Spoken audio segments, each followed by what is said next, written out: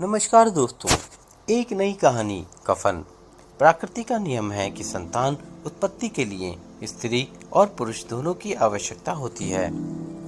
लेकिन जब एक नई जान को जिंदगी देने के लिए अपनी जान दांव पर लगाने की बात आती है तो स्त्री को ही यह भूमिका निभानी पड़ती है। यह प्राकृतिक प्रतिक्रिया है जिसमें किसी पुरुष का कोई भी दोष नहीं है। शायद यही कारण है कि गर्भाधारण करके अनेक कष्टों को सहकर संतान को जन्म देने की जिम्मेदारी जब प्रकृति ने स्त्री को दी है तो समाज ने पत्नी और संतान की देखभाल करने की जिम्मेदारी पुरुष को दी है। उस पति का क्या किया जाए जिसकी निशानी पैदा करने के लिए पत्नी मौत के बिस्तर पर पड़ी है। फिर भी उसे इंसानियत के नाते भी दया नहीं आती। एक स्त्री 9 महीने से जिसे अपने अंदर लिए जी रही, जिसके जन्म के लिए वह खुद मरने को तैयार है, उसी संतान के पिता उसके जन्म के लिए डॉक्टर, वैद्य या दाई की सुविधा भी उपलब्ध नहीं करा सकते। हद तो तब हो जाती है जब पत्नी के दर्द की चीखों से उसे दया नहीं, गुस्सा आता है। विचार कीजिए, हम बात कर रहे हैं प्रेमचंद की लिखी कहानी कफन की, जिसमें बुधिया की मृत्यु का जिम्मेदार उसका पति माधव है। कहानी का सारांश इस कहानी की नायिका बुधिया है। बुधिया के पति और ससुर का जिक्र इस कहानी में किया गया है। बुधिया का ससुर 3 दिन काम करता तो 3 दिन आराम करता। बुधिया का पति भी कामचोर है। परिणाम स्वरूप कोई आसानी से उसे काम पर नहीं रखता। जब कभी 1-2 दिन खाने के लिए नहीं होता तब बुधिया का ससुर घीसू लकड़ी तोड़ लाता है और पति माधव वह लकड़ी बाजार में बेच देता। कहानी के अनुसार काश्तकारों का गांव है जहां रोजगार की कमी नहीं है, लेकिन माधव और घीसू काम करना ही नहीं चाहते। घर में मिट्टी के 2-4 बर्तन के सिवा कोई खास संपत्ति नहीं है। काम चोरी के परिणाम स्वरूप कर्ज भी बहुत चढ़ गया है। घर में खाने को न होने पर खेत से आलू और मटर चुपचाप उखाड़ लाते और भूनकर के खाते थे। बुधिया पिसाई करके घास छीलकर जो कमाती उससे 1 सेर आटे का इंतजाम कर लेती थी। परिणाम स्वरूप बुधिया के आने के बाद घीसू और माधव और अधिक आलसी हो गए। थोड़ा बहुत जो काम कर लिया करते थे अब वह भी करना बंद कर दिया था। बुधिया गर्भवती है। परिणाम स्वरूप वह सुबह से प्रसव पीड़ा से तड़प रही है, लेकिन माधव ने ना ही खुद उसकी कोई सहायता की, ना ही किसी अन्य को सहायता के लिए बुलाया। बुधिया दर्द से चीख रही थी और पिता पुत्र आलू भूनकर खा रहे थे। माधव तो यह चाहता था कि यदि इसे मरना ही है तो जल्दी मर जाए। बहू की जिंदगी बचाने के उपाय करने के स्थान पर घीसू को 20 साल पुरानी दावत याद आ रही थी, जिसमें उसने स्वादिष्ट पकवान खाए थे। बुधिया पूरी रात दर्द से कर्रा रही थी, लेकिन पिता पुत्र दोनों में से किसी को भी उस पर दया नहीं आई। सुबह उठकर माधव ने कोठरी में जाकर देखा तो बुधिया की मृत्यु हो चुकी थी। साथ ही उसका बच्चा भी पेट में ही मर गया। माधव ने जब यह सूचना घीसू को दी तो दोनों रोने का ढोंग करने लगे। घर में पैसा नहीं था। परिणाम स्वरूप अब कफन और लकड़ी की चिंता करने लगे। घीसू और माधव दोनों रोते हुए जमींदार के यहाँ पहुंचे। जमींदार दोनों को ही पसंद नहीं करते थे। जमींदार के पूछने पर कि क्या हुआ, घीसू ने रोने का नाटक करते हुए झूठ कहा कि माधव की घरवाली कल रात गुजर गई। हमसे जो कुछ हो सका हमने इलाज करवाया, उसकी सेवा करते रहे, लेकिन फिर भी वह हमें दगा दे गई। यीशु के झूठ के अनुसार जो पैसा था सब दवाई में खर्च हो गया। अब अंतिम संस्कार करने के लिए वह जमींदार से पैसा मांग रहा है।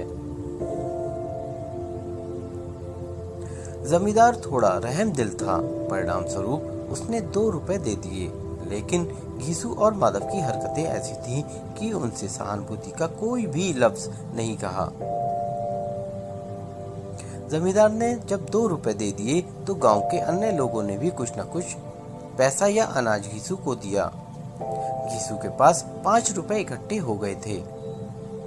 लकड़ियां तो गांव वालों ने पहले ही इकट्ठा कर दी थीं। अब कफन लेने की आवश्यकता थी, जिसे लेने 2 पिता पुत्र बाजार पहुंचे। लेकिन कफन लेने के स्थान पर वह शराब की दुकान में जा पहुंचे। मनचाही शराब पी भोजन किया। भोजन करने के बाद वही नाचते गाते नशे की हालत में गिर पड़े। इस तरह कहानी समाप्त हो जाती है। इस कहानी के अनुसार नायिका जो गर्भवती थी, जिसकी मृत्यु बिना इलाज के कारण होती, स्त्रियों के लिए यह स्त्री मात्र कहानी में नहीं है, बल्कि प्रेमचंद जी ने स्त्रियों की दयनीय स्थिति पर दृष्टि डाली है। एक स्त्री जिस तरह अपने पति के जीवन और स्वस्थ रहने के लिए अपना जीवन लगा देती है, उसी तरह कोई पुरुष अपनी पत्नी के लिए चिंता करे या सेवा करे, इसकी संभावना कम ही होती है।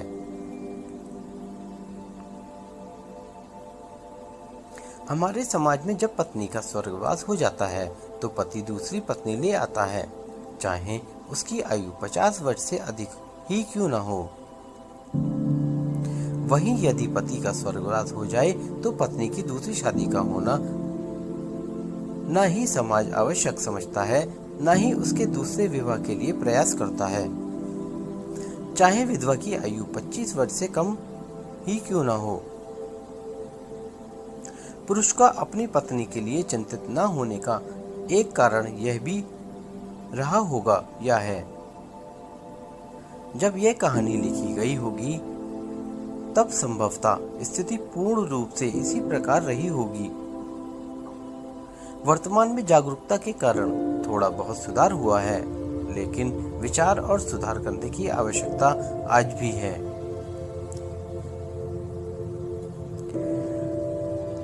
तो दोस्तों, कहानी का निष्कर्ष साहित्य समाज का दर्पण है। परिणाम स्वरूप साहित्यकार अपनी कलम से के माध्यम से समाज का प्रतिबिंब दिखाने का प्रयास करता है।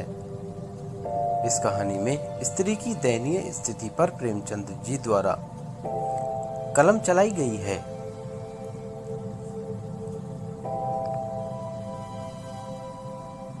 शादी के बाद ससुराल में महिलाएं अपनी जान अपने ससुराल वालों की लापरवाही के परिणाम स्वरूप गंवा देती हैं, जिसकी वजह है पुरुषों का दूसरा विवाह सरलता से हो जाना है।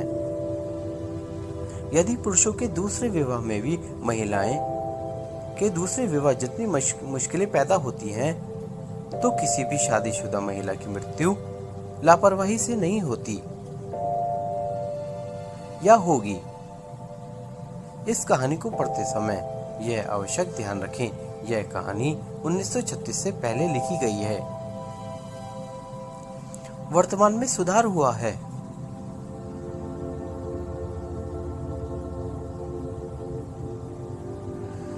दोस्तों, ये कहानी आपको कैसी लगी हमें कमेंट करके जरूर बताएं और हमारे चैनल को सब्सक्राइब करें। वीडियो को शेयर और लाइक करना ना भूलें। धन्यवाद। आपका दिन शुभ हो। एक नई कहानी। दुख में किसी का साथ मत छोड़ना। एक बार एक शिकारी शिकार करने के लिए जंगल में पहुंचा। उसने अपने तीर पर बहुत ही खतरनाक जहर लगाया और शिकार को निशाना बना करके उसने तीर को छोड़ा, लेकिन उसका तीर चूक गया और तीर एक पेड़ पर जा लगा। वह पेड़ बहुत ही हरा भरा और बहुत सारे तोते उस पर बैठे थे। जैसे ही वह जहरीला तीर उस पेड़ पर जाकर लगा, वह पेड़ धीरे धीरे सूखने लगा और उस पेड़ पर जो भी तोते रहते थे वह एक एक करके उस पेड़ को छोड़कर जाने लगे। उस बड़े से पेड़ के कोटर में एक बहुत ही बूढ़ा तोता रहता था जो बहुत ही धर्मात्मा और अच्छे मन का था। सभी तोते उस पेड़ को छोड़कर जाने लगे थे, लेकिन वह बूढ़ा तोता जाता था, दाना लेकर के आता और उसी कोटर में आकर के बैठ जाता था, परंतु उस पेड़ को छोड़ने को तैयार नहीं था। बूढ़े तोते के साथियों ने कई बार आकर के उसे समझाया कि यह पेड़ सूख रहा है और किसी दिन गिर भी जाएगा, चलो किसी और पेड़ पर चल करके रह जाए, परंतु वह बूढ़ा तोता वहां से जाने को तैयार नहीं हो रहा था। अब यह बात देवराज इंद्र तक पहुंची। उन्हें बताया गया कि एक तोता है, वह जिस पेड़ पर रहता है उस पेड़ पर एक जहरीला तेल लगने के कारण सूखने, गिरने और खत्म होने के कगार पर आ पहुंचा है, और एक बूढ़ा तोता अभी भी वहीं रह रहा है। वह दाना लेकर आता है और वहीं रहता है, जबकि उस जंगल में बहुत सारे पेड़ हैं, लेकिन वह उसी पेड़ पर रह रहा है। देवराज इंद्र प्रकट हुए और उस बूढ़े तोते से कहने लगे कि आप बहुत धर्मात्मा हैं, बहुत ही अच्छे मन के हैं, लेकिन आप इस पेड़ को छोड़कर किसी और पेड़ पर चले जाइए, क्योंकि यह पेड़ कुछ ही दिनों में गिर जाएगा। तालाब के पास में बहुत सारे बड़े बड़े हरे भरे पेड़ हैं, बड़े बड़े कोटर हैं, उन पेड़ों पर फल भी लगे हुए हैं, उन्हें वहीं पर तोड़कर खा सकते हैं, परंतु यहाँ से आप चले जाएं। तोता बोला, माफ कीजिएगा, इस पेड़ ने मुझे जीवन दिया है, शिकारियों से मेरी रक्षा की है, हर मौसम में मेरे साथ रहा है, यह कोटर मेरा घर है, यहाँ मैं पला बड़ा हूँ, इस पेड़ को छोड़कर कैसे जा सकता हूँ? इस पेड़ पर संकट आया है तो क्या मैं इसे छोड़कर चला जाऊं? मैं ऐसा कभी नहीं कर सकता। देवराज इंद्र तोते के इस बात से बहुत ही प्रसन्न हुए। उन्होंने तोते से कहा, मैं आपके इस बात से बहुत ही खुश हूँ, मांगो जो आपको मांगना हो। उस बूढ़े तोते ने कहा, मुझे बस इतना मांगना है कि जिस पेड़ ने मुझे जन्म दिया है, जहाँ मैं रहा पला बड़ा, जिसे आप मेरा जन्मभूमि कह सकते हो, आप इसे फिर से वैसा ही हरा भरा कर दो जैसा यह था। देवराज इंद्र ने अमृत से उस पेड़ को सिंच दिया और पहले की तरह हरा भरा कर दिया। अब वापस से उस पेड़ पर आकर के बाकी तोते रहने लगे। वह बूढ़ा तोता कुछ समय तक और जिंदा रहा, फिर उसकी मृत्यु हो गई और वह स्वर्ग में चला गया। यह कहानी हमें सिखाती है कि जब भी किसी इंसान का बुरा दौर आता है तो इमोशनली वह टूटा हुआ होता है, उसे किसी के सहारे की जरूरत होती है, किसी की आवश्यकता होती है।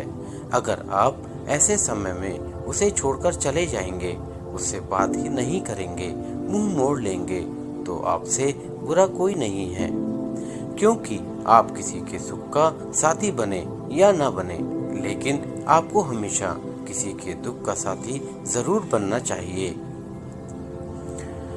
दोस्तों, अगर आपको यह कहानी पसंद आई हो तो आप हमारे चैनल को सब्सक्राइब करें और वीडियो को शेयर और लाइक करना ना भूलें। धन्यवाद। आपका दिन शुभ हो।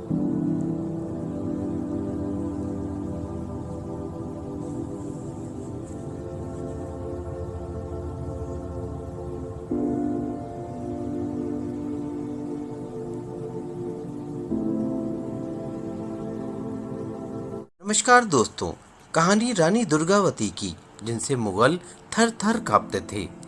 रानी दुर्गावती के विवाह के मात्र 1 वर्ष के भीतर उसके पिता महोबा नरेश की मृत्यु हो गई, जिसके चलते अकबर ने महोबा और कालिंजर पर कब्जा कर लिया था। अभी इस गम से पूर्ण रूप से उबर भी नहीं पाई थी कि एक 3 वर्ष के बच्चे को उसकी गोद में छोड़ उसके पति राजा दलपति शाह की भी मृत्यु विवाह के मात्र 4 साल बाद हो गई, परंतु इस विपदा की घड़ी में वो हिम्मत नहीं हारी। और उसने अपने राज्य को बहुत खूबी से चलाया और मात्र 10 साल में उसने अपने राज्य गोंडवाना, आज का जबलपुर, को हर तरफ से मजबूत कर दिया। यह देख अकबर ने अपने एक सेनापति आसफ खान को रानी दुर्गावती के राज्य पर चढ़ाई करने के लिए भेजा। उसे लगा कि एक स्त्री ज्यादा समय नहीं टिक पाएगी, पर युद्ध के मैदान में रानी दुर्गावती को सैनिकों की वेशभूषा में देखा तो आसफ खान चकित रह गया। युद्ध भयानक था। रानी की तलवार के मुगलिया सेना को काट कर रख दिया।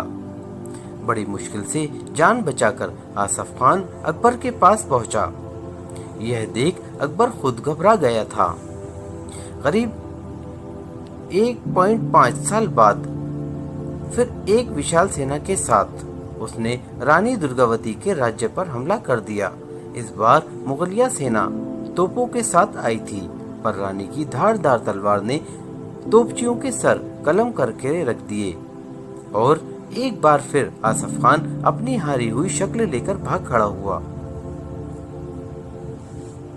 इस जीत का जश्न सारे गोंडवाना में मनाया गया। रानी जिस वक्त इस जश्न को मनाते हुए अपनी प्रजा के साथ थी, दुर्गावती के एक सेनापति ने गद्दारी कर इसकी खबर आसफ खान को दे दी। फिर अकबर की सेना ने फिर से गोंडवाना पर आक्रमण कर दिया, जिसका मुकाबला करने के लिए रानी का 15 वर्षीय पुत्र वीर नारायण एक सेना की टुकड़ी लेकर निकल पड़ा और दूसरी टुकड़ी के साथ रानी दुर्गावती खुद। इस युद्ध में रानी का पुत्र बुरी तरह घायल हो गया,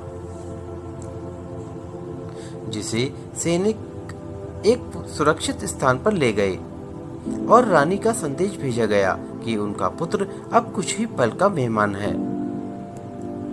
एक बार उसके अंतिम दर्शन कर लें, पर रानी ने कहा कि मैं अपने पुत्र को देवलोक में ही मिल लूंगी। अभी अपनी मातृभूमि का ऋण चुका लूं। और इतना कहते ही रानी की तलवार ने अपनी गति बढ़ा दी, जिससे मुगलिया सैनिकों के सर धड़ से पत्तों की तरह गिरने लगे। और तभी एक तीर रानी की आंख में आकर लगा और दूसरा गर्दन में। यह देख रानी समझ गई कि अगर जीवित अकबर के सैनिकों ने गिरफ्तार किया तो अच्छा नहीं होगा। इसलिए अपनी अस्मत को बचाने के लिए रानी ने अपना खंजर अपने सीने में दाग लिया। 5 अक्टूबर 1524 को महोबा में जन्म लेने वाली रानी दुर्गावती की वीरता और महानता का जितना बखान किया जाए कम है। नमन है इस देवी को। दोस्तों, ये कहानी आपको कैसी लगी हमें कमेंट करके जरूर बताएं और हमारी वीडियो को लाइक और शेयर करना ना भूलें और हमारे चैनल को सब्सक्राइब करें। धन्यवाद। आपका दिन शुभ हो।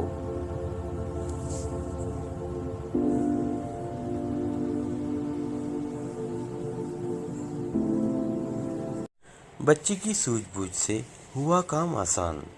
यह एक सच्ची घटना पर आधारित एक किस्सा है, जिसमें एक 9 वर्ष की बच्ची है जिसका नाम विनी था।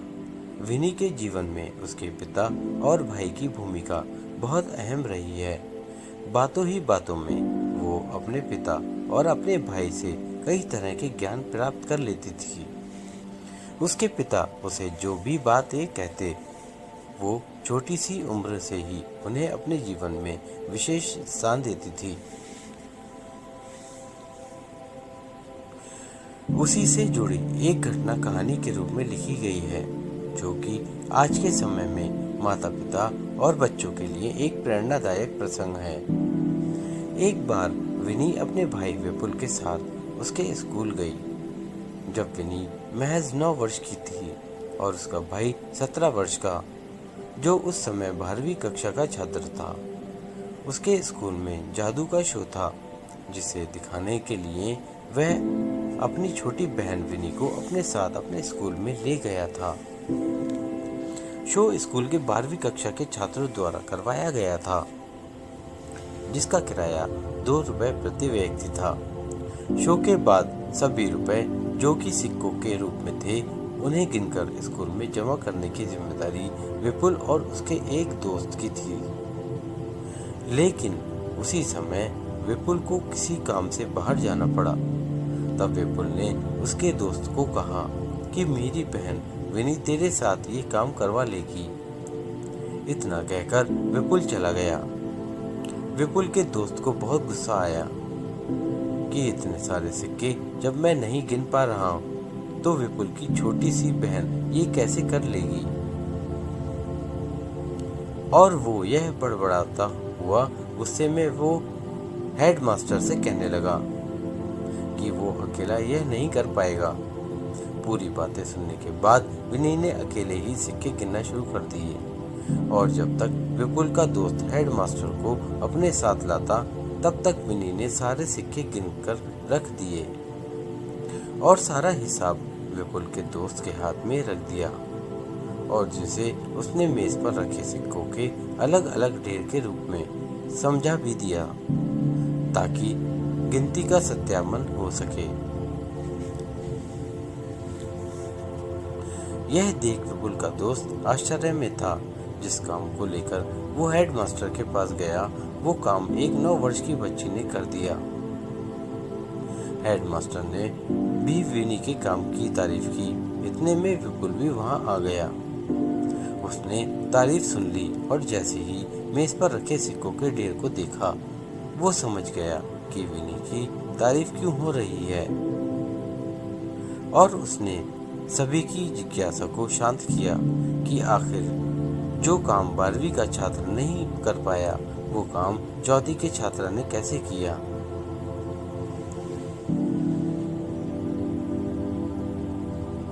विपुल ने सभी को बताया बचपन में उसके पापा ने विनी को गिनती सिखाने के लिए 1000 रुपए एक एक एवं 2-2 के सिक्के के रूप में लाकर दिए थे और उसे उन सिक्कों के जरिए गिनती सिखाई जिसमें उसने खेल खेल में गिनती के साथ साथ जोड़ घटाना भी सीख लिया और अपनी सूझबूझ का इस्तेमाल कर विनी ने उस तरीके को अपनाया और आसानी से इन सिक्कों को 10-10 रुपए के ढेर बनाए और बिना किसी उलझन के उसने सभी सिक्के थोड़ी ही देर में गिन लिए जिससे उसका काम आसान भी हुआ और जिसमें उसका मन भी लगा। साथ ही उसके हिसाब में कोई गलती भी नहीं हुई।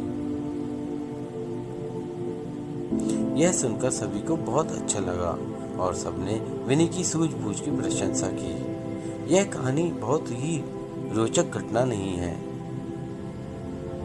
यह एक साधारण सी बात है लेकिन इससे एक अच्छी सीख मिलती है कि बच्चों को हमेशा इस तरह सिखाना चाहिए कि सिखाया हुआ काम उनके किसी काम में सहयोग बन सके।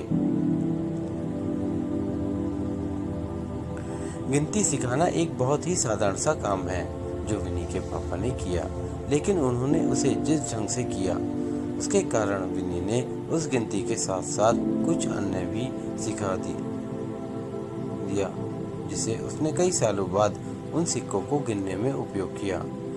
कम उम्र में ही उसने ज्ञान का उपयोग किसी कार्य में करने की कोशिश की। ऐसी ही कई चीजें अगर माता पिता या शिक्षक अपने बच्चों को सिखाएं तो बच्चे किताबी ज्ञान को रटने से बचें, उसका इस्तेमाल अपने जीवन पर कर पाएं।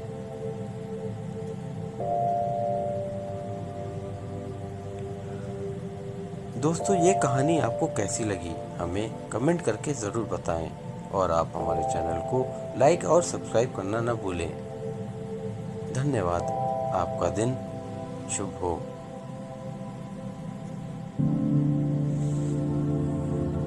एक नई प्रेरणादायक कहानी। एक फकीर की सीख। एक फकीर नदी के किनारे बैठा था। एक व्यक्ति पास से गुजरा तो उसने पूछा, बाबा क्या कर रहे हो? फकीर ने कहा, इंतजार कर रहा हूँ कि पूरी नदी सूख जाए तो मैं इसे पार कर लूँ। उस व्यक्ति ने कहा, कैसी बात करते हो बाबा, पूरा पानी सूखने के इंतजार में तो तुम कभी नदी पार ही नहीं कर पाओगे। तो उस फकीर ने कहा, यही तो मैं लोगों को समझाना चाहता हूँ कि तुम लोग जो सदा यह कहते रहते हो कि एक बार जीवन की सारी जिम्मेदारियां पूरी हो जाएं तो मैं खुश रहूं, मौज करूं, घूमूं फिरूं, सबसे मिलूं, लोगों की सेवा करूं। इसी तरह नदी का पानी कभी खत्म नहीं होगा और हमको नदी से ही पार जाने का रास्ता बनाना है। एक ना एक दिन हमारा जीवन खत्म हो जाएगा, पर ये जिम्मेदारियां कभी खत्म नहीं होंगी। हमें अपने जीवन की इन्हीं जिम्मेदारियों को अपने साथ लेकर वो हर काम करना होगा जो हमें खुशियां दे।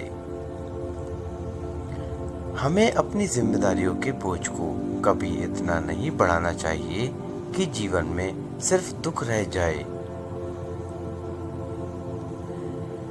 दोस्तों, ये कहानी आपको कैसी लगी हमें कमेंट करके ज़रूर बताएं। और आप हमारे चैनल पर नए हैं तो हमारे चैनल को सब्सक्राइब करना ना भूलें और वीडियो को शेयर और लाइक करना भी ना भूलें। धन्यवाद। आपका दिन शुभ हो।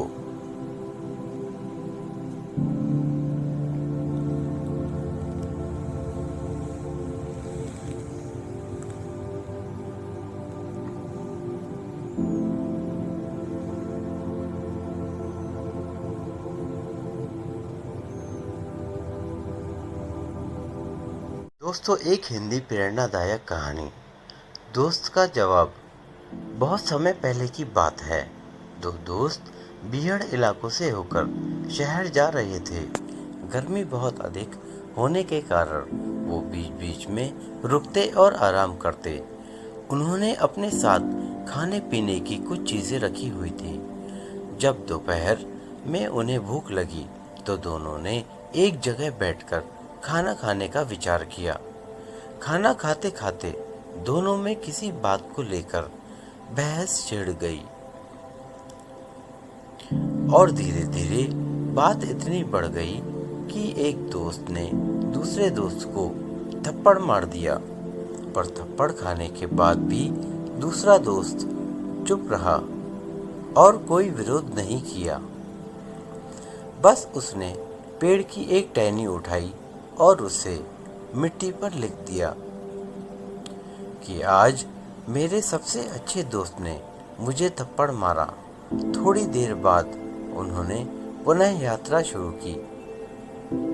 मनमुटाव होने के कारण वो बिना एक दूसरे से बात किए आगे बढ़ते जा रहे थे कि तभी थप्पड़ खाए दोस्त के चीखने की आवाज़ आई।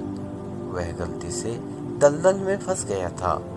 दूसरे दोस्त ने तेजी दिखाते हुए उसकी मदद की और उसे दलदल से निकाल दिया। इस बार भी वह दोस्त कुछ नहीं बोला। उसने बस एक नुकीली पत्थर उठाया और एक विशाल पेड़ के तने पर लिखने लगा, आज मेरे सबसे अच्छे दोस्त ने मेरी जान बचाई। उसे ऐसा करते देख दूसरे मित्र से रहा नहीं गया और उसने पूछा कि जब मैंने तुम्हें पत्थर मारा तो तुमने मिट्टी पर लिखा था और जब मैंने तुम्हारी जान बचाई तो तुम पेड़ के तने पर कुरेद कुरेद कर लिख रहे हो। ऐसा क्यों? जब कोई तकलीफ दे तो हमें उसे अंदर तक नहीं बैठाना चाहिए ताकि क्षमा रूपी हवाएं इस मिट्टी की तरह ही उस तकलीफ को हमारे जहन से बहा ले जाएं। लेकिन जब कोई हमारे लिए कुछ अच्छा करे तो उसे उतनी गहराई से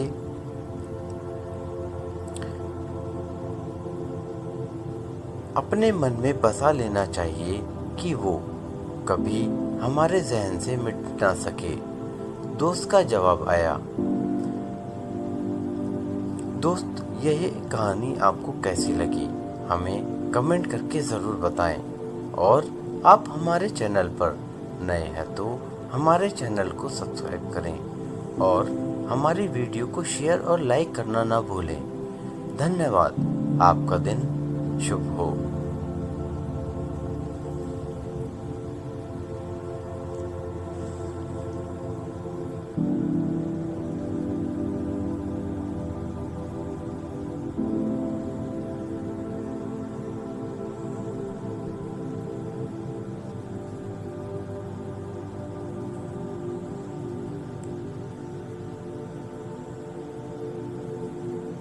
जैसा बोओगे वैसा काटोगे। दोस्तों, एक बार एक गांव में कुछ मित्र मंडली बनाकर बैठे थे। वहां लोग ईश्वर के अन्याय पर चर्चा कर रहे थे। एक व्यक्ति बोला, भगवान कितना निर्दय है, उसे तनिक भी दया नहीं आती। कितने ही लोग भूकंप में मर जाते हैं और कितने ही बेघर हो जाते हैं, कितने ही अपंग हो जाते हैं। बेचारे जिंदगी भर जीवन का भार ढोते रहते हैं। इतने में दूसरा व्यक्ति बोला, ईश्वर बड़ा ही पक्षपाती है, दुष्टों को अमीर बना देता है और सज्जनों को गरीब। ये भगवान मेरी तो समझ से बाहर है। इतने में तीसरा व्यक्ति बोला, भाई इस संसार में ईश्वर नाम की कोई चीज नहीं, सब बकवास की बातें हैं। इतने में चौथा बोला, हाँ सही कहते हो भाई, किंतु हमारे शास्त्र तो ईश्वर को बताते हैं। मुझे तो लगता है ईश्वर होगा भी तो किसी तानाशाह की तरह पड़ा होगा कहीं बैकुंठ में। इसी तरह के लोगों की बातचीत चल रही थी कि पास से एक दार्शनिक गुजर रहे थे। उनके कान पर लोगों के ये शब्द पड़े। वह लोगों के पास आए और बोले, भाइयों चलो मेरे साथ, आप सभी को एक अजूबा दिखाना है। सभी आश्चर्य से दार्शनिक के साथ चल दिए। दार्शनिक महोदय सभी को खेतों की ओर ले गए और दो खेतों के बीचों बीच जाकर खड़े हो गए। एक तरफ थी फूलों की खेती और दूसरी तरफ थी तंबाकू की खेती। दार्शनिक महोदय बोले, धरती भी कैसा अन्याय करती है। एक फसल से खुशबू आती है और एक से बदबू। उनके पास खड़े लोग बोले, नहीं नहीं श्रीमान, मान से ये दोष धरती का नहीं, उसमें बोए गए बीज का है। जहाँ फूलों के बीज बोए गए वहाँ से खुशबू आती है और जहाँ तंबाकू के बीज बोए गए वहाँ से बदबू आती है। इसमें धरती का दोष देना उचित नहीं। दार्शनिक महोदय बोले, जी आपका कहना सही है, धरती को दोष देना मेरी मूर्खता है, किंतु मुझे यह बताइए कि ईश्वर के संसार रूपी खेत में ईश्वर को दोषी ठहराना कहाँ की समझदारी है। जो आप ईश्वर को अन्यायी और पक्षपाती कह रहे थे, इंसान जैसे कर्मों के बीज अपने जीवन में बोएगा उसको वैसा ही फल प्राप्त होगा, वैसे ही उसकी फसल होगी। इसके लिए ईश्वर को दोष देना कहाँ तक उचित है। सभी महानुभावों को बात समझ आ गई थी। ईश्वर हमेशा सबके साथ न्याय ही करता है। जो लोग ईश्वर पर दोषारोपण करते हैं वे या तो खुद की गलती स्वीकार नहीं करना चाहते हैं या फिर अपने अज्ञान का परिचय दे रहे हैं। जरूरी नहीं कि जिसे आप अच्छा कहते हैं वही आपके लिए अच्छा हो। कभी कभी सामयिक दर्द और नुकसान हमारे भविष्य के लिए लाभदायक सिद्ध हो जा सकते हैं। जैसे जब किसान बुआई करता है तो वह नुकसान में रहता है क्योंकि मेहनत भी करता है और महंगे बीज मिट्टी में मिला देता है, किंतु फिर भी धैर्यपूर्वक परिश्रम करते रहने पर जो पारितोषिक उसे प्राप्त होता है उससे वह और उसका पूरा परिवार खुशियों से भर उठता है। दोस्तों, ये कहानी आपको कैसी लगी हमें कमेंट करके जरूर बताएं और हमारे चैनल पर नए हो तो सब्सक्राइब करें और वीडियो को शेयर और लाइक करना ना भूलें। धन्यवाद। आपका दिन शुभ हो।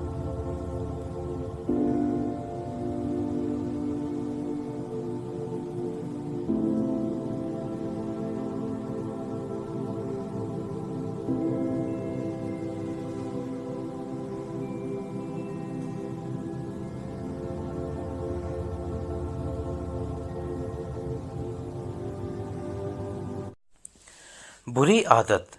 दोस्तों, ये कहानी उन लोगों के लिए है जिन्हें किसी भी प्रकार की बुरी आदत है और वो ऐसा मानते हैं कि कुछ समय के बाद वक्त आने पर हम इसे छोड़ देंगे।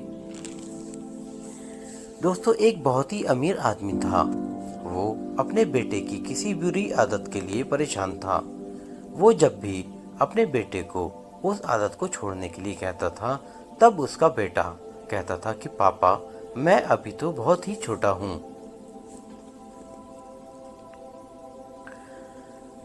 वक्त आते ही मैं धीरे धीरे ये आदत छोड़ दूंगा, पर उसका बेटा कभी भी उस आदत को छोड़ने का प्रयास नहीं करता था।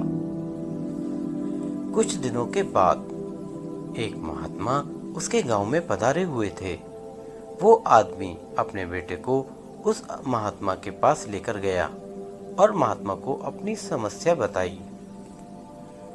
महात्मा ने उनसे कहा कि आप अपने बेटे को कल सुबह बगीचे में लेकर आइए, मैं वहीं आपकी समस्या का समाधान करूंगा। अगले दिन बाप और बेटा दोनों ही बगीचे में पहुंच गए। महात्मा ने बेटे से कहा कि आओ बेटा, हम दोनों बगीचे की सैर करते हैं। बगीचे में सैर करते करते महात्मा अचानक रुक गए और फिर उन्होंने बेटे से कहा कि क्या बेटा, तुम इस पौधे को उखाड़ सकते हो? बेटे ने कहा, जी जरूर, इनमें कौन सी बड़ी बात है। और ऐसा बोलते ही उसने पौधे को बड़ी ही आसानी से उखाड़ दिया। धीरे धीरे आगे बढ़ते हुए महात्मा ने बड़े पौधे की तरफ इशारा करते हुए बेटे से कहा कि क्या तुम इस पौधे को उखाड़ सकते हो? बेटे को तो इस काम में मजा आ रहा था। वो बोला, जी बिल्कुल, उखाड़ सकता हूँ। इस बार बेटे को ये काम करने में थोड़ी ज्यादा मेहनत करनी पड़ी, पर कुछ प्रयत्नों के बाद उसने पौधे को उखाड़ ही दिया। कुछ देर बाद थोड़ा आगे बढ़े वो दोनों और फिर महात्मा ने एक नीम के पेड़ की तरफ इशारा करते हुए बेटे से कहा कि क्या तुम ये पेड़ को उखाड़ सकते हो? बेटे ने पेड़ को पकड़ा और फिर जोर जोर से खींचने लगा। बहुत प्रयत्न करने के बावजूद भी वो पेड़ को नहीं उखाड़ सका। बेटे ने महात्मा से कहा कि इस पेड़ को उखाड़ना तो असंभव है, क्योंकि ये पेड़ तो बहुत ज्यादा मजबूत है। महात्मा ने बेटे को समझाते हुए कहा कि बेटा, ठीक इसी तरह बुरी आदतों का साथ होता है। जब तक हमारी बुरी आदत नहीं होती है, तब तक हम उसे आसानी से छोड़ सकते हैं। जैसे ही हमारी बुरी आदतें पुरानी हो जाती हैं, तब उसे छोड़ना मुश्किल हो जाता है और कई बार तो नामुमकिन भी हो जाता है। हम अपनी बुरी आदतों को आसानी से छोड़ सकते हैं जब तक वो नई होती हैं। कुछ वक्त के बाद हमारे लिए अपनी पुरानी आदतों को छोड़ना मुश्किल या फिर नामुमकिन हो जाता है। दोस्तों, ये कहानी आपको कैसी लगी? हमारे चैनल को सब्सक्राइब करें और इस वीडियो को शेयर और लाइक करना ना भूलें। धन्यवाद। आपका दिन शुभ हो। दोस्तों, झूठ जब सच जैसा लगे धोखा ना खाएं। एक समय की बात है, एक गांव में एक ब्राह्मण रहता था। एक बार किसी परिवार ने उसे अपने यहाँ ब्राह्मण भोज पर बुलाया और दान में उसे एक बकरा दिया। बकरे को पाकर वह बहुत खुश हुआ और खुशी से अपने घर जाने लगा। रास्ता लंबा और सुनसान था। रास्ते में ब्राह्मण के कंधे पर बकरे को देखकर तीन ठग के मन में उस बकरे को चुराने का विचार आया। तीनों ने उसे हथियाने की योजना बना ली। तीनों अलग अलग हो गए। ब्राह्मण के पास से गुजरते हुए एक ठग ने उनसे कहा, क्या पंडित जी, एक ब्राह्मण होकर एक कुत्ते को अपने कंधों पर उठा रखा है आपने? ब्राह्मण ने कहा, अंधे हो क्या? कुछ भी अनाप शनाप बोल रहे हो। तुम्हें दिखाई नहीं देता ये कुत्ता नहीं बकरा है। इस पर ठग ने कहा, मेरा काम था आपको बताना, आगे आपकी मर्जी। थोड़ी दूर चलने के बाद ब्राह्मण को दूसरा ठग मिला। उसने ब्राह्मण से कहा, पंडित जी, क्या आप नहीं जानते उच्च कुल के लोगों को अपने कंधों पर कुत्ता नहीं लादना चाहिए? ब्राह्मण ने उसे भी झिड़का दिया और आगे बढ़ गया। थोड़ी और दूर आगे जाने के बाद ब्राह्मण को तीसरा ठग मिला और उसने पूछा, पंडित जी, इस कुत्ते को पीठ पर लाद के जाने का क्या कारण है? इस बार ब्राह्मण के मन में शक आया कि कहीं उसकी ही आंखें तो धोखा नहीं खा रही हैं। इतने लोग तो झूठ नहीं बोल सकते। और उसने रास्ते में थोड़ा आगे जाकर बकरे को अपने कंधे से उतार दिया और अपने घर की ओर आगे बढ़ गया। उसके आगे जाते ही तीनों ठग बकरे को वहां से उठा ले गए और उसे मारकर उसकी दावत खाई। तो दोस्तों, इस कहानी से यह सीख मिलती है कि कई बार झूठ को भी मेजॉरिटी में बोलने पर वह सच जैसा मालूम पड़ता है और लोग धोखे का शिकार हो जाते हैं। दोस्तों, ये कहानी आपको कैसी लगी हमें कमेंट करके ज़रूर बताएं। और अगर आप हमारे चैनल पर नए हैं तो सब्सक्राइब करें और बेल आइकन पर क्लिक करें। शेयर और लाइक करना ना भूलें। धन्यवाद। आपका दिन शुभ हो।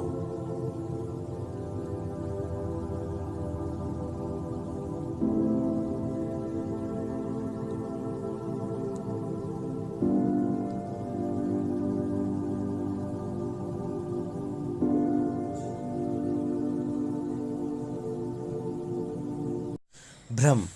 कभी कभी हमें कुछ चीज़ों का भ्रम होता है।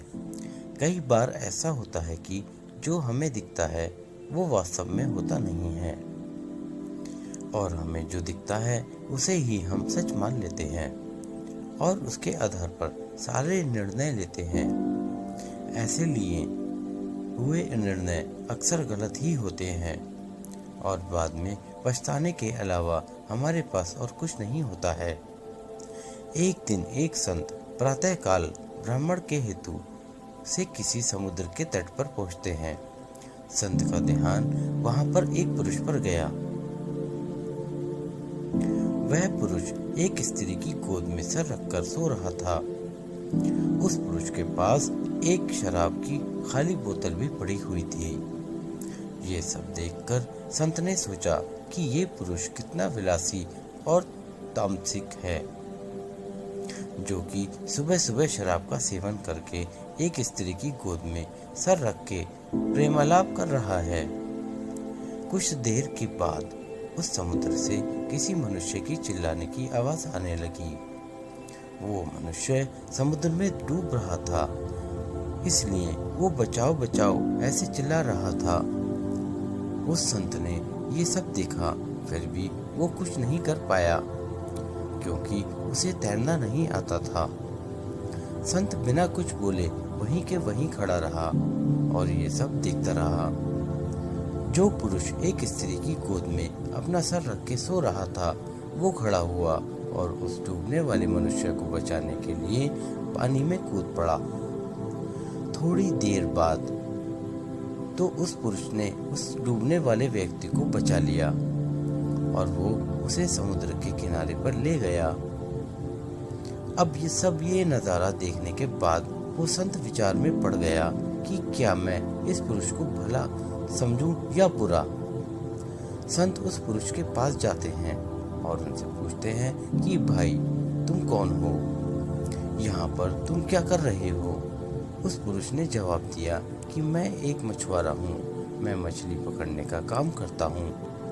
आज कई दिनों के बाद मैं प्रातः काल समुद्र में मछली पकड़ने के बाद जल्दी यहाँ पर आराम करने के लिए लेटा हुआ हूँ। मेरी माँ मुझे लेने के लिए आई है और उसको कोई दूसरा बर्तन न मिलने के कारण वह इस मदिरा की बोतल में पानी भरकर मेरे लिए आई है। मैं कई दिनों की यात्रा से काफी थक गया था और इस भोर के सुहावने मौसम में ये पानी पीकर अपनी थकान कम करने माँ की गोद में सो गया। ये सब सुनकर संत की आंखें नम हो जाती हैं। संत सोच रहा था कि मैंने जो कुछ भी देखा और उसका अंदाजा लगाया वो सब गलत था। वास्तविकता कुछ और ही थी। उसे अपने आप पर गुस्सा आता है कि मैंने कैसे किसी के बारे में ऐसा घटिया सोचा। इसलिए हमें किसी भी निर्णय लेने से पहले उसके बारे में 100 बार सोचना चाहिए और उसके बारे में 100 बार सोचना चाहिए और अच्छे सोच समझकर ही फैसला लेना चाहिए, क्योंकि कभी कभी हम फालतू के भ्रम में होते हैं और ऐसे भ्रम में आकर हम गलत फैसला ही कर लेते हैं। हमें जो जैसा दिखता है वैसा होता नहीं है, उसका एक दूसरा पहलू भी हो सकता है। पर कभी कभी हम फालतू के भ्रम में आके गलत सोच लेते हैं।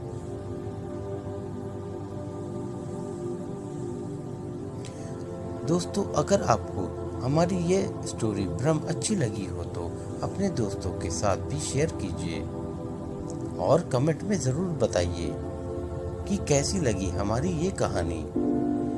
और हमारे चैनल पर आप नए हो तो सब्सक्राइब करें। धन्यवाद। आपका दिन शुभ हो।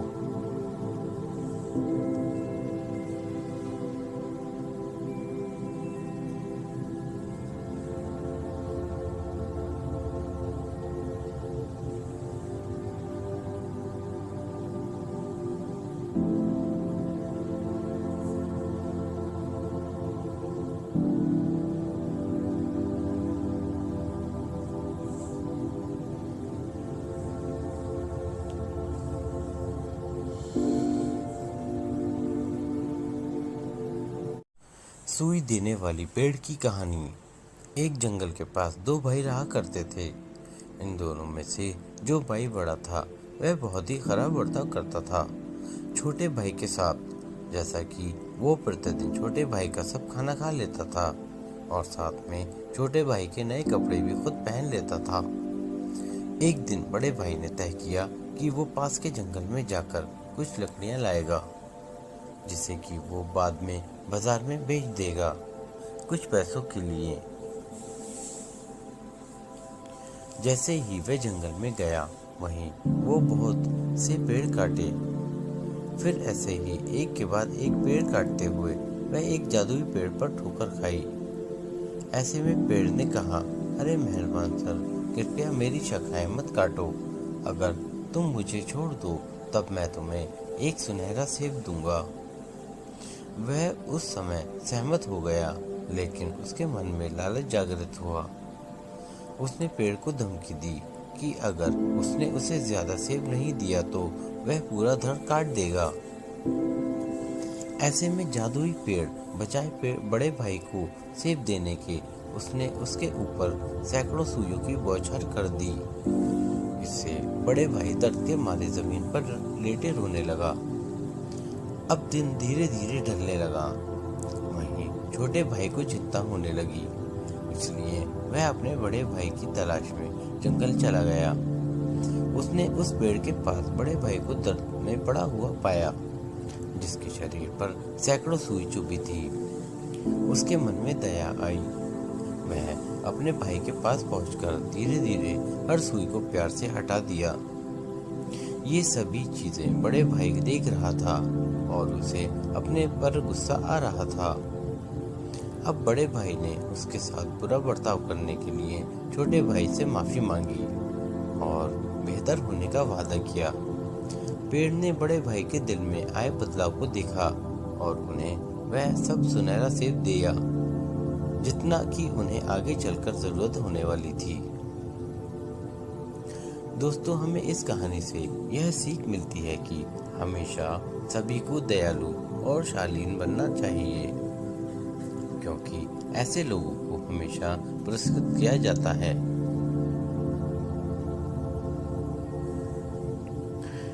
धन्यवाद। आपका दिन शुभ हो।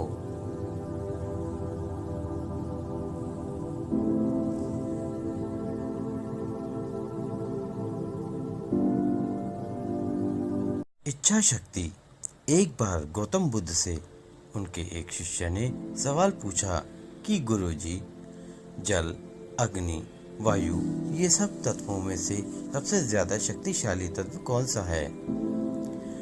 गौतम बुद्ध ने उन्हें जवाब दिया कि सबसे ज्यादा शक्तिशाली पत्थर है, क्योंकि वह कठोर है, पर लोहे का हथौड़ा पत्थर के टुकड़े टुकड़े कर देता है, इसलिए लोहा पत्थर से भी ज्यादा शक्तिशाली है।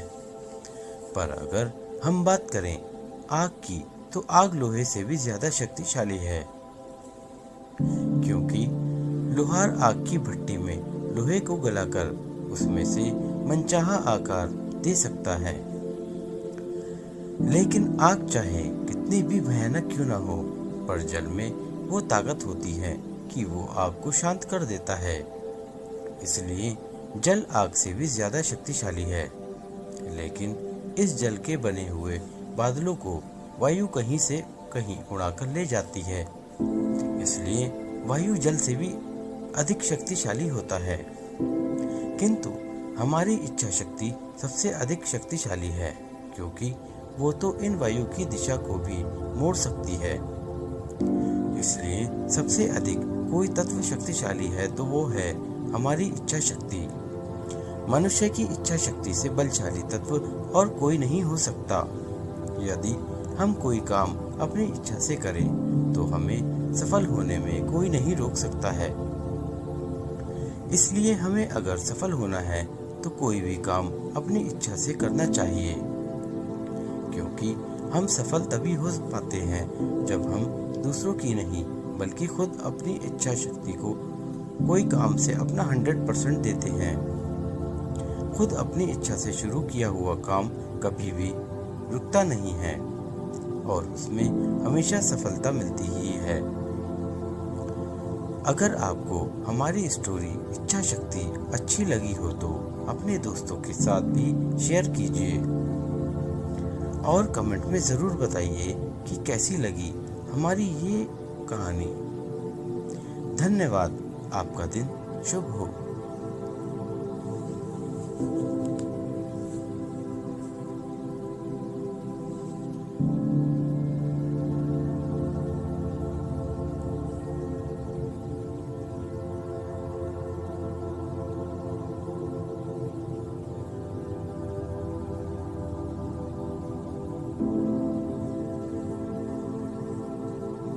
दोस्तों, दुनिया सिर्फ तमाशा देखती है। एक बार घर में आग लग गई और सभी लोग उस आग को बुझाने में लगे। उस घर में एक चिड़िया का घोंसला भी था, तो वो चिड़िया भी अपनी चोंच में पानी भरती रही और आग में डालती रही। वो बार बार जाकर पानी लाती और आग में डालती। एक कौवा यह देख रहा था और वो चिड़िया से बोला, अरे पगली, तू कितनी भी मेहनत कर ले, तेरे बुझाने से ये आग नहीं बुझेगी।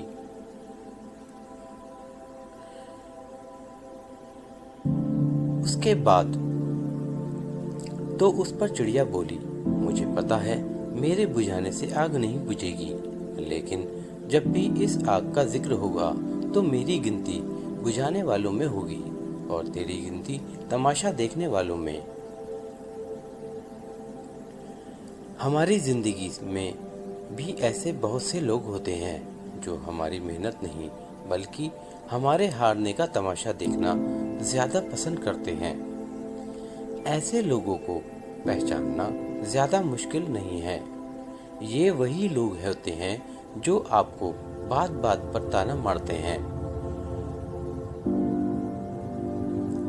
और ये लोग आपको हमेशा डिस्करेज करते रहते हैं। इसलिए ऐसे लोगों से खुद को हमेशा दूर रखना और याद रखें कि आप अकेले ही बहुत कुछ कर सकते हैं, बस खुद पर विश्वास जरूरी है। दोस्तों, यह कहानी आपको कैसी लगी हमें कमेंट करके जरूर बताएं और हमारे चैनल पर नए हैं तो सब्सक्राइब करें और बेल आइकन पर क्लिक करना न भूलें। धन्यवाद। आपका दिन शुभ हो।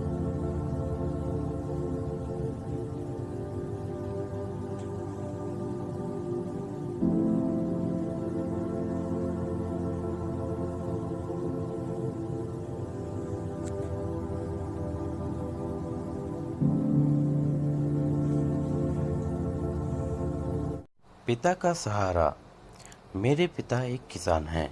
उन्होंने मुझे बहुत अच्छी ज़िंदगी तो नहीं दी, लेकिन उनसे जितना हो सके उतना मेरे लिए मेहनत किया। उन्होंने मुझे जीने की एक कला सिखाई।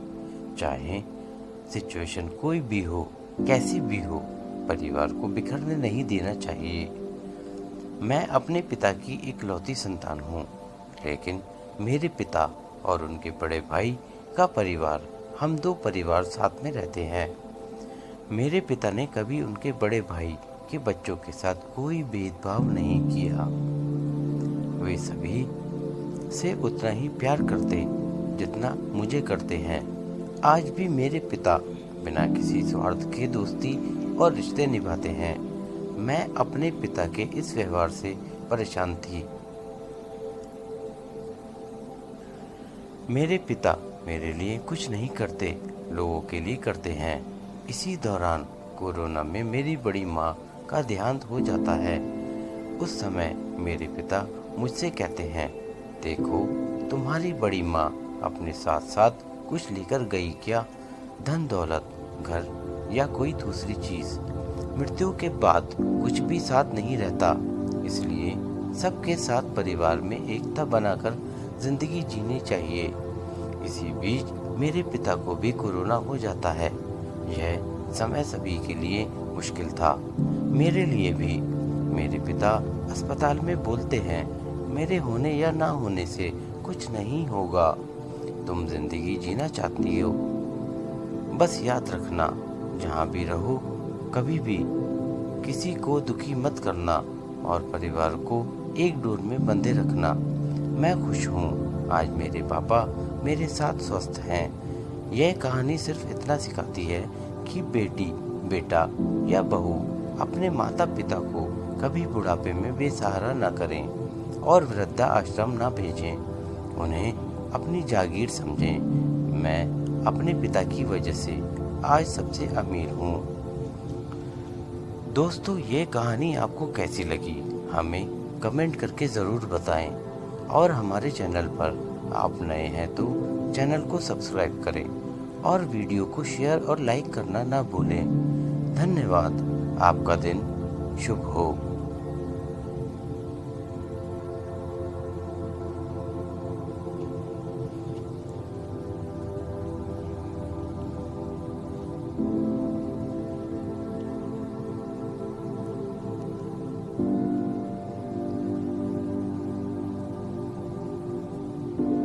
नमस्कार दोस्तों, कहानी रानी दुर्गावती की, जिनसे मुगल थर थर कांपते थे। रानी दुर्गावती के विवाह के मात्र 1 वर्ष के भीतर उसके पिता महोबा नरेश की मृत्यु हो गई, जिसके चलते अकबर ने महोबा और कालिंजर पर कब्जा कर लिया था। अभी इस गम से पूर्ण रूप से उभर भी नहीं पाई थी कि एक 3 वर्ष के बच्चे को उसकी गोद में छोड़ उसके पति राजा दलपति शाह की भी मृत्यु विवाह के मात्र 4 साल बाद हो गई। परंतु इस विपदा की घड़ी में वो हिम्मत नहीं हारी और उसने अपने राज्य को बहुत खूबी से चलाया और मात्र 10 साल में उसने अपने राज्य गोंडवाना, आज का जबलपुर, को हर तरफ से मजबूत कर दिया। यह देख अकबर ने अपने एक सेनापति आसफ खान को रानी दुर्गावती के राज्य पर चढ़ाई करने के लिए भेजा। उसे लगा कि एक स्त्री ज्यादा समय नहीं टिक पाएगी, पर युद्ध के मैदान में रानी दुर्गावती को सैनिकों की वेशभूषा में देखा तो आसफ खान चकित रह गया। युद्ध भयानक था। रानी की तलवार के मुगलिया सेना को काट कर रख दिया। बड़ी मुश्किल से जान बचाकर आसफ खान अकबर के पास पहुंचा। यह देख अकबर खुद घबरा गया था। करीब 1.5 साल बाद फिर एक विशाल सेना के साथ उसने रानी दुर्गावती के राज्य पर हमला कर दिया। इस बार मुगलिया सेना तोपों के साथ आई थी, पर रानी की धारदार तलवार ने तोपचियों के सर कलम करके रख दिए और एक बार फिर आसफ खान अपनी हारी हुई शक्ल लेकर भाग खड़ा हुआ। इस जीत का जश्न सारे गोंडवाना में मनाया गया। रानी जिस वक्त इस जश्न को मनाते हुए अपनी प्रजा के साथ थी, दुर्गावती के एक सेनापति ने गद्दारी कर इसकी खबर आसफ खान को दे दी। फिर अकबर की सेना ने फिर से गोंडवाना पर आक्रमण कर दिया, जिसका मुकाबला करने के लिए रानी का 15 वर्षीय पुत्र वीर नारायण एक सेना की टुकड़ी लेकर निकल पड़ा। और दूसरी टुकड़ी के साथ रानी दुर्गावती खुद इस युद्ध में रानी का पुत्र बुरी तरह घायल हो गया, जिसे सैनिक एक सुरक्षित स्थान पर ले गए और रानी का संदेश भेजा गया कि उनका पुत्र अब कुछ ही पल का मेहमान है। एक बार उसके अंतिम दर्शन कर लें, पर रानी ने कहा कि मैं अपने पुत्र को देवलोक में ही मिल लूंगी। अभी अपनी मातृभूमि का ऋण चुका लूं। और इतना कहते ही रानी की तलवार ने अपनी गति बढ़ा दी, जिससे मुगलिया सैनिकों के सर धड़ से पत्तों की तरह गिरने लगे। और तभी एक तीर रानी की आंख में आकर लगा और दूसरा गर्दन में। यह देख रानी समझ गई कि अगर जीवित अकबर के सैनिकों ने गिरफ्तार किया तो अच्छा नहीं होगा। इसलिए अपनी अस्मत को बचाने के लिए रानी ने अपना खंजर अपने सीने में दाग लिया। 5 अक्टूबर 1524 को महोबा में जन्म लेने वाली रानी दुर्गावती की वीरता और महानता का जितना बखान किया जाए कम है। नमन है इस देवी को।